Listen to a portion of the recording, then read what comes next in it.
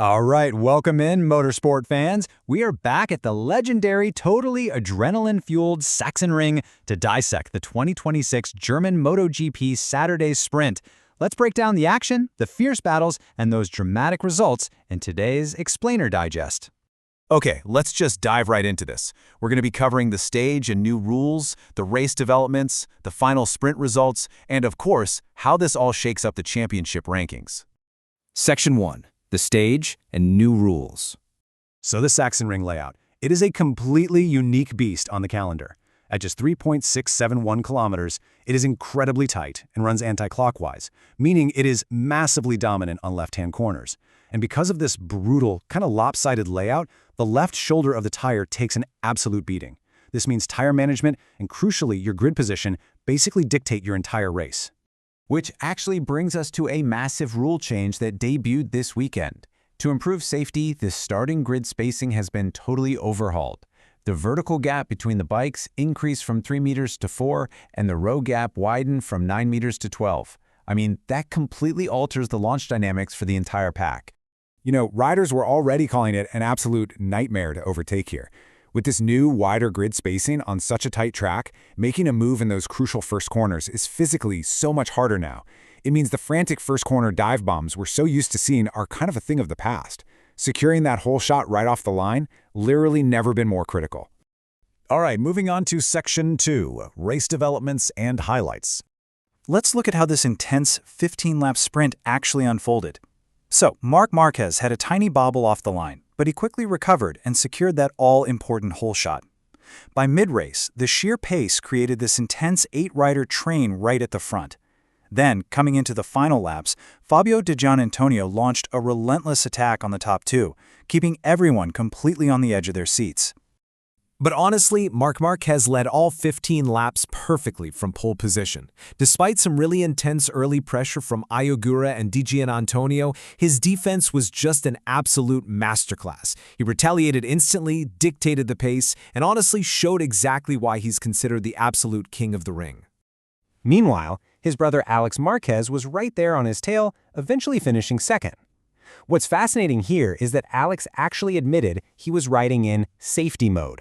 Coming off some recent physical struggles, he made this very mature, strategic call to just manage a 2 to 4/10 gap rather than risking a super dangerous overtake on his own brother. Now, a totally pivotal factor in this race was the absence of title contender Marco Bezzecchi. He suffered a displaced left collarbone fracture after a really heavy crash in Q2. With him out of the picture, the door just swung wide open for the mid-pack. We saw some incredible standout performances, particularly from the Trackhouse Aprilia squad, with guys like AI.The fiercely battling their way through the field. Which brings us to Section 3, Sprint Race Final Results. All right, here is your definitive top 5. Marc Marquez takes the win, followed closely by Alex Marquez and Di Giannantonio in third. That is an all-Ducati podium, folks, and the very first Marquez brothers 1-2 finish since Austria last year. And get this, the entire top 3 was covered by a razor-thin margin of just 0.8 seconds. Just blink and you miss it stuff. Huge credit also goes to Trackhouse Racing, with Ogura and Fernandez rounding out the top 5. Now, what's really truly interesting about this next stat is the number 19. That is the new all-time record for career sprint victories. With this win, Marc Marquez moves solely ahead of Jorge Martin in the history books, completely cementing his absolute dominance at the Sachsenring. Taking a quick look at the rest of the top 10, we've got championship leader Jorge Martin in 6th, followed by Bagnaia, Acosta, Quartararo, and Moreira. Now, while Martin did miss the podium, this was actually a highly strategic damage limitation ride. He struggled with this setup all weekend long, so just bringing it home safely for the points was a necessary, smart veteran move. And finally, Section 4, latest championship standings. And this brilliantly illustrates just how insanely tight this historic championship fight actually is.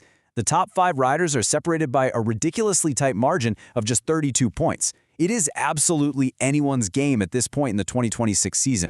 So despite missing the podium, Jorge Martin actually extended his championship lead to 11 points. Because his closest rival and teammate, Bezzecchi, was absent due to that injury, Martin's strategic 6th-place finish gave him some really crucial breathing room at the very top of the standings. But hey, the momentum is shifting incredibly fast. Marc Marquez's masterclass victory closes him to within exactly 32 points of the championship lead, setting us up for a massive four-way title showdown.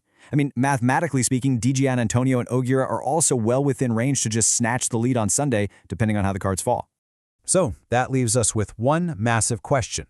With everyone switching to those durable medium tires for Sunday's grueling 30-lap main event, who is going to conquer the Sachsenring and seize the championship lead? We'll find out very soon. Thanks so much for joining this Explainer Digest, and we will see you next time.